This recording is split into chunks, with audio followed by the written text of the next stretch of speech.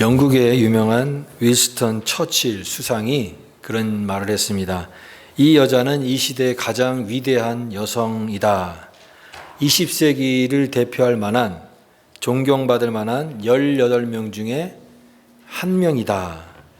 이 여성은 세 가지 장애를 가지고 있는데, 첫째는 보지 못하는 것이고, 둘째는 듣지 못하는 것이고, 셋째는 말하지 못하는 것이다. 이 세 가지 인간으로서 겪는 가장 큰 고통과 장애를 극복한 여성이다. 이 여성은 그래서 훌륭하다. 우리가 이 사람 누군지 알겠죠? 헬렌 켈러입니다. 헬렌 켈러. 그녀는 이와 같은 인간이 경험할 수 있는 가장 큰 고통 중에 이 많은 것을 극복하여서 그것으로 굉장히 우리에게 많은 도전과 용기를 준 아주 훌륭한 인물이 되었던 것입니다. 그런데 이 기적과 같은 헬렌 켈러를 만든 그 여성 뒤에는 앤 셜리반이라고 하는 그 선생님이 있었습니다. 그 앤 셜리반과의 만남이 있었기 때문에 그 헬렌 켈러의 인생이 바뀌게 되었다라고 하는 것입니다. 그래서 헬렌 켈러가 그런 얘기를 합니다. 항상 나에게 용기와 사랑과 희망을 불어넣어준 앤 셜리반 선생님이 없었더라면 오늘날의 저도 없었을 것입니다. 이렇게 말을 했다고 합니다. 그러니까 헬렌 켈러와 앤 셜리반의 이 만남은 그녀의 인생에 정말 중요한 만남인 것이죠. 오늘 우리가 계속해서 주님과의 만남 시리즈로 같이 말씀을 나누고 있습니다. 성경을 떠나서도 우리 세상 속에서도 이 만남의 소중함을 얘기하고 있는데요. 인간이 세 가지 중요한 만남이 있다라고 얘기합니다. 바로 부모와의 만남이죠. 첫 번째 부모와의 만남. 근데 부모와의 만남은 내가 선택할 수 있는 게 아닙니다. 부모를 내가 골라서 선택해서 우리가 그 부모와의 만남을 갖는 건 아니죠. 그래서 천륜, 즉 하늘이 맺어진 인연이다. 그래서 천륜이라고 얘기합니다. 그리고 두 번째 만남은 배우자와의 만남입니다. 이건 물론 내가 선택할 수 있는 것이죠. 내 인생의 부분을 같이 함께 걸어갈 수 있는 그 반려자, 배우자를 만나는 것입니다. 하나님께서 이 가정이라고 하는 제도를 두셔서 우리가 부족한 사람들이 서로 사랑으로 채워감으로써 하나님이 세우신 행복한 가정을 만들어가라고 아내와 남편을 만나게 하십니다. 이 만남이 그래서 참 소중한 그런 만남입니다. 그리고 스승과의 만남, 또 스승은 이제 다른 말로 하면 멘토라고 이해할 수 있는 것이죠. 한 사람의 인생 속에 이 멘토를 어떤 사람을 만나느냐에 따라서 그 사람의 인생이 너무나 달라질 수 있는 것입니다. 방금 얘기했던 이 헬렌 켈러도 앤 셜리반이라고 하는 이 멘토, 이 스승을 만났기 때문에 그녀가 갖고 있는 이런 모든 어려움들을 극복할 수 있었고 시대에 정말 칭송받는 훌륭한 인물이 될 수 있었던 것은 그 스승과의 만남이 있었기 때문이다 생각이 됩니다. 그런데 한 가지 더 만남이 있습니다. 이 만남은 선택이 아니라 필수입니다. 이 만남은 반드시 만나야 되는 만남인데 그것은 바로 주님과의 만남입니다. 주님과의 만남. 이 주님과의 만남은 영원한 하나님 나라와 복과 은혜를 누리려고 한다면 이 주님과의 만남은 반드시 있어야 된다라고 하는 것입니다. 그래서 어떤 의미에서는 부모와의 만남, 부모와 자식과의 만남, 배우자와의 만남보다도 이 만남이 저는 더 중요하다고 생각이 됩니다. 왜냐하면 이것은 영원과 연결되어 있기 때문에 그렇습니다.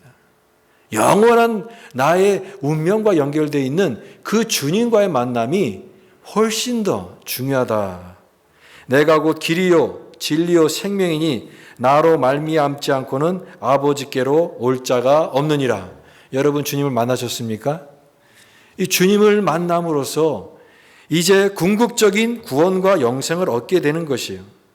영원한 생명과 하나님 자녀로서 복과 은혜를 누릴 수 있는 것입니다. 근데 주님과의 만남이 우리가 이 땅을 떠나서 저 영원한 내세 세계로만 연결되는 것이 아니라 주님과의 만남을 통해서 이 땅에서도 참 복되게 살아갈 수 있는 것이 된다라고 생각이 됩니다.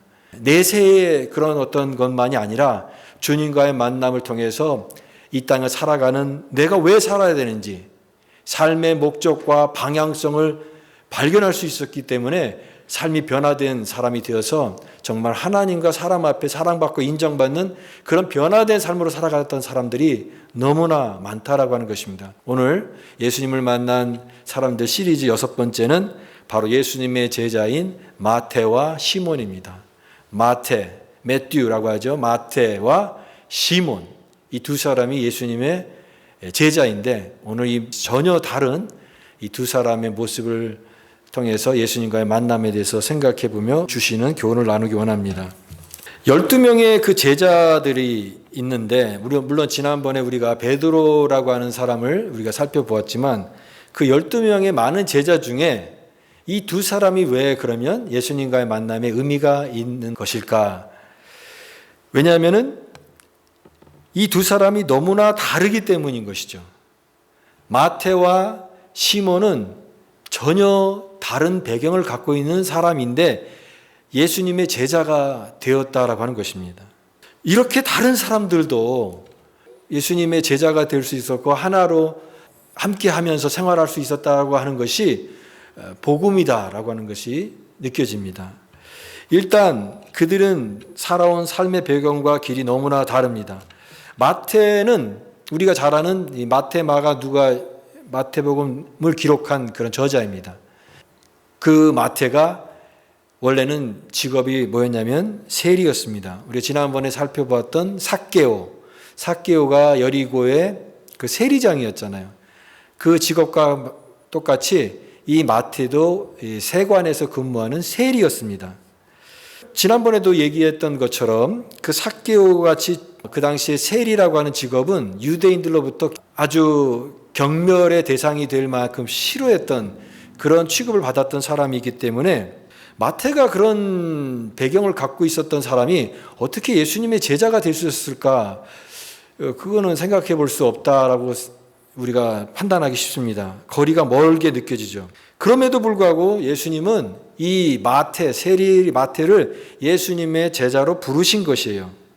세관에 앉아서 일하는 이 마태를 부르셔서 예수님이 나를 따르라 이 말씀하셨는데 그 말씀을 듣고 예수님을 따르기 시작하면서 제자의 길을 걷게 되는데 오늘 27절 말씀에 말씀하시죠.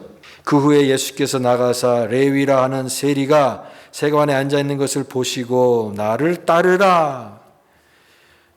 주님이 제자 마태를 이렇게 부르셨을 때 즉흥적으로 부르신 것 같이 느껴지지만 아마도 예수님께서 이 마태를 평소에 그 세관에서 일하는 것을 몇 번 지나가시면서 보셨으리라고 생각이 됩니다.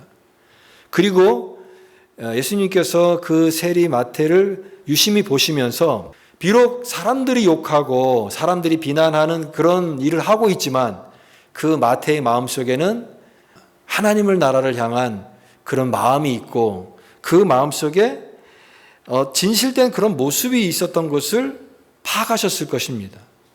그래서 예수님은 결정적인 순간이 왔을 때 그를 부르셨습니다. 나를 따르라. 그랬더니 그 말씀을 듣고 즉각적으로 마태가 주님을 따랐던 거예요. 물론 그 순간이 세리로서 안정된 그런 수입을 얻을 수 있었고 경제적인 안락함을 누리고 있었는데 이제 주님을 따라가는다는 것은 아무런 보장이 없잖아요. 생활에 보장도 없는 대가도 없는 그 예수님을 즉시 따랐다라고 하는 사실은 그가 그 순간의 믿음의 결단력을 가지고 주님을 따랐다라고 생각이 됩니다. 결단인 것이죠. 그런데 이 마태와 다르게 그러면 오늘 또 소개하는 이 시몬은 마태와는 정반대편에 있는 사람입니다. 전혀 다른 길을 걸었던 사람인 것이죠. 오늘 시몬은 가나안인이라고 표현하고 있습니다. 이 가나안인이라고 하는 것은 어느 지역 출신을 말하는 내용이 아니라 가나안인이라고 하는 것은 그 당시에 이스라엘을 로마의 억압으로부터 해방시키고자 하는 결성된 열심당원을 뜻하는 얘기입니다. 젤롯이라고 하는 열심당원들. 그런데 그 열심당원들은 목표가 뭐냐면 로마로부터의 독립입니다. 마치 우리나라 일제시대 때 독립투사들이 대한민국 독립을 위해서 그들이 결사적으로 모여서 비밀 조직을 만들었고 활동했던 것처럼 마찬가지로 이 젤로 땅, 이 가나안인은 그런 일을 하는 열심당원이었습니다. 근데 로마를 몰아내는 것을 목표로 하기 때문에 폭력과 그 다음에 무력 같은 사용도 마다하지 않는 거예요. 그래서 그들은, 이 열심당원들은요, 항상 이 품에다가 칼을 품고 다녔다고 그래요. 칼을 품고. 그래서 로마 어떤 군인들이라든가 중요한 인물들을 어떤 상황이 되면 그를 암살할 수 있는 준비를 하기 위해서 칼을 딱 품에 품고 다녔다고 합니다. 그러니까 얼마나 그 사람들이 정신적으로 굉장히 예민하고 무장되어 있는지를 볼 수가 있는 것이죠. 그러니까 예수님의 제자 중에 마태는 친로마적인 그런 성향을 갖고 있었던 사람이고, 반대로 시몬은 반로마주의, 로마로부터의 해방을 꿈꾸고 그를 위해서 적극적으로 행동한 열심당원, 얼마나 그가 열심이었기 때문에 그 당원에까지 가입해서 활동했겠습니까? 그러니까 이들의 삶의 방향은 너무나 다른 방향으로 가고 있었던 것입니다. 우리 한국 사람, 그 한국의 정서로 따지면 친일파가 독립투사와 함께 같이 이렇게 생활할 수가 있겠습니까? 절대 불가능하죠. 그런데 이 전혀 다른 성격의 두 사람이 예수님의 한 제자가 되었다라고 하는 사실입니다. 한 제자가 되었어요. 그래서 이들이 두 사람들이 다 같이 주님과의 만남, 주님의 부르심을 통해서 12명의 제자 중에 한 사람들이 되었던 것이요. 제자 마태가 되고 또 시몬, 제자 시몬이 된 것입니다. 왜 그러면 예수님께서 이 전혀 다른 사람을 부르셨을까요? 여러분, 예수님의 부르심은 그 당시에 그 사람의 모습을 보고 결정하는 것이 아니라 그 이후를 보는 것입니다. 그 위에 그 사람의 변화와 그 사람의 어떤 성장의 단계를 더 바라보는 것이 예수님의 시야인 것이에요. 우리가 흔히 결혼 정년기 때 어떤 사람은 20대의 결혼 정년기다라고 말하는 사람도 있죠. 또 어떤 사람은 20대가 뭘 아느냐, 세상 물정도 모르고 아무것도 모르고 그런 사람, 20대에 정신없는 시기에 일생을 평생을 같이 해야 될 그 배우자를 덥석 선택해서 나머지 인생을 고생하면 어떡하느냐. 20대는 너무 이르다.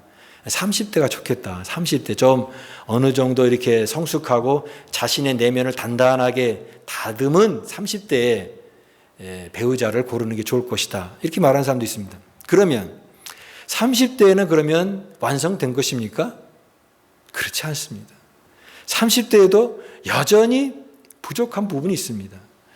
우리 인생은요, 다 시기마다 불안한 요소가 다 있어요. 20대면 20대, 30대면 30대, 40대면 40대.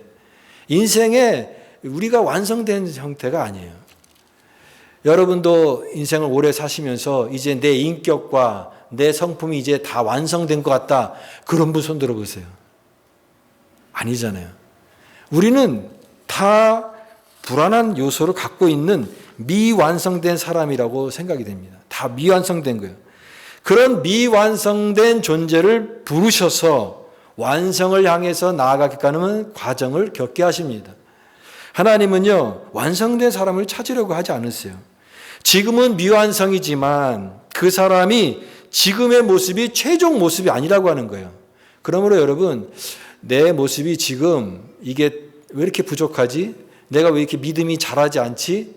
내가 왜 이렇게 약하지? 여러분, 그 모습이 다 최종의 모습은 아니라고 하는 것입니다. 오늘 이 경멸의 대상인 마태가 주님의 부름을 받아서 존경받는 사도가 될 줄 누가 알았겠습니까? 하나님 안에서 그런 일들이 일어나는 거거든요. 연약한 자를, 미완성된 존재를 부르셔서 그가 앞으로 어떤 삶을 살아갈지를 보시는 주님께서 이 마태를 부르시고 또 시몬을 부르셨다라고 믿습니다. 32절 말씀, 내가 의인을 부르러 온 것이 아니요 죄인을 불러 회개시키러 왔노라. 주님 안에서 미완성된 존재가 주님과의 만남을 통해서 완성되어진 존재, 계속 발전할 수 있는, 성장할 수 있는 그런 존재로 주님은 오늘도 저와 여러분을 부르시는 줄 믿습니다. 이제 주님의 부르심을 받았으면 이제는 주님과의 만남이 된 것이죠. 마태와의 만남, 또 시몬과의 만남. 그런데 여러분이 이제 주님과의 부르심을 받았으면 이제는 이전과의 삶은 다른 것입니다. 이제 삶은 예전에 살았던 그런 삶이 아니라 주님 안에서 새로운 삶을 살아가야 된다라고 하는 것입니다. 견월지망이라는 말이 있습니다. 달을 보았으면 손가락을 잊어버리라, 그런 말입니다. 견월지망. 달을 가르쳤는데 달을 봤으면 이제 손가락에 집중하는 것이 아니라 달을 봐야 되지 않습니까? 달을 보라고 손가락 가르쳤더니 달은 잊어버리고 손가락을 본다라고 하는 것은 핵심을 놓쳤다라고 하는 말이죠. 본질을 깨우쳤으면 그 본질에 집중하고 그 목적을 이루는 동안에 생겨나는 자질구레한 일에 얽매이지 말라라고 하는 그런 뜻입니다. 예수님과의 만남을 통해서 주님의 제자가 됐으면 이제 옛것과는 이제 결별을 해야 됩니다. 예전에 살았던 나이가 마태는 세리였잖아요. 그 세리로 살면서 남의 거 이렇게 착복하기도 하고 자기 어떤 이익을 위해서 수단과 방법을 가리지 않았고 세리로서 그렇게 살았을 거 아니에요. 근데 그런 삶과는 이제는 전혀 다른 삶을 살아야 된다라고 하는 것입니다. 또 주님을 만나 하나님 나라에 대한 비전과 꿈을 품었다고 한다면 이제 가슴에 품었던 이 칼을 버리고 하나님 나라를 전하는 제자의 삶을 살아가야 되는 것입니다. 시몬도 제자가 되긴 했는데 여전히 주님을 따르면서도 세리로 살았을 때 그 습성, 남을 이용해 먹으려고 하는 그런 습성을 가지고 주님을 따랐다고 한다면 그가 어떻게 온전한 제자가 될 수 있었겠습니까? 주님을 따르기도 하지만 이 로마로부터 해방만 꿈꾸면서 이 칼을 품고 다른 사람을 향한 적개심을 가지고 그렇게 살았다고 한다면 이 시몬도 주님의 온전한 제자가 될 수 없었을 것입니다. 그 모습을 내려놔야 되는 거죠. 여러분, 우리도 마찬가지예요. 우리가 주님을 따르는 제자 맞습니까? 제자라고 한다면 이제는 우리도 예전에 그 옛날에 살았던, 옛날에 내가 익숙했던 그런 자신의 삶을 버려야 된다라고 하는 거예요. 그래서 우리는 사도 바울의 고백처럼 날마다 죽어야 됩니다. 날마다 죽노라. 예전에 살았던 삶의 습성을 못 버리고 여전히 옛날의 습관, 본성, 또 내가 원하는 어떤 그런 육체적인 욕망들, 이런 것들을 그대로 변하지 않은 상태에서 겉모습으로만 주님을 따른다고 한다면 우리는 문의는 그리스도인이 될 수 있지만 그 본질은 변하지 않는 그런 사람이 될 수밖에 없다라고 하는 것입니다. 내가 죽어야 되는 것이죠. 교회 그 창고를 정리하다가 옛날에 교회에서 행사를 했었던 그 십자가를 이제 더 이상 쓰지 않을 것 같아서 버리게 되었습니다. 근데 그 십자가에 예전에 성도들이 자기 이름을 이렇게 써가지고 십자가 이렇게 박아놓은 거가 있었습니다. 아마도 그게 이제 내가 예수님 안에서 내 옛사람이 죽습니다라고 하는 의미로 해놨던 것 같아요. 근데 여러분, 그때 그 행사에 참여했던 여러분들, 그때 정말 그 십자가에 내 이름을 써놔서 붙였을 때 정말 그때 여러분은 죽었습니까? 저도 그런 걸 많이 해봤거든요. 근데 잘 안 죽더라고요. 참 어려워요. 내가 죽는다라고 하는 것, 그 참 어렵습니다. 또 살아나는 것 같아요. 내가 정말 주님 안에서 이렇게 변화되길 원하는데 그 본성이 또 어느 순간에 다시 이렇게 욱하고 일어나는 거예요. 참 이 본성이 변하지 않는 그런 모습을 보면서 참 내가 괴로울 때가 많은 연약한 인간이구나를 느끼게 되는 것입니다. 여러분, 그래서요, 우리가 한 번으로는 안 되는 거예요. 매일 죽어야 됩니다. 나는 날마다 죽노라. I die every day. 한 번 죽는 게 아니에요. 죽었는데 또 살아나잖아요. 그때 내가 이런 사람이구나. 내가 주님을 따른다고 하지만, 겉으로는 따른다고 하지만 내 본성과 성품은 아직도 변하지 않는 내 모습을 보면서 그때 우리가 십자가 앞에서 하나님, 나는 날마다 죽습니다. I die every day. 매일매일 죽습니다.